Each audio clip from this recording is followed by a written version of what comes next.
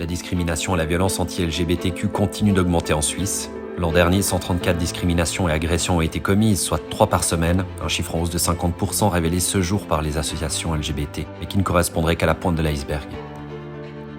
Ça me surprend vraiment, je pensais que ça commençait à changer, puis je sais que moi je suis entourée avec des gens qui sont super ouverts de l'esprit et tout, donc nous dans notre groupe jamais, mais je suis vraiment surprise que d'autres commencent à reprendre les manières en fait de faire ça.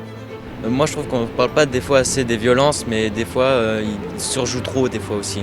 Que des fois les violences sont juste vues niveau oral, mais pas physique des fois. Mais ça peut arriver aussi physique, mais des fois on en parle trop. Je connais personne qui a été vraiment des actes, mais le verbal, si beaucoup plus souvent, soit par des parents, par des amis, par des gens autour aussi. Ouais. Les gens, ils ont le droit d'être comme ils veulent, et puis juste des violences contre les gens LGBT ou qui sont non-binaires ou quelque chose dans le genre, c'est un peu injuste. C'est une communauté qui se sent jugée, qui se sent visée, du coup elle se plaint plus.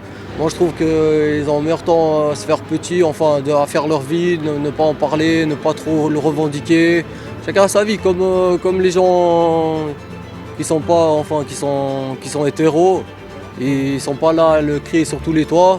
Je pense que cette communauté devait faire pareil. Mais après, je ne juge pas, chacun sa vie. En fait, on est dans un pays qui est assez, pas vraiment religieux, mais de base protestant.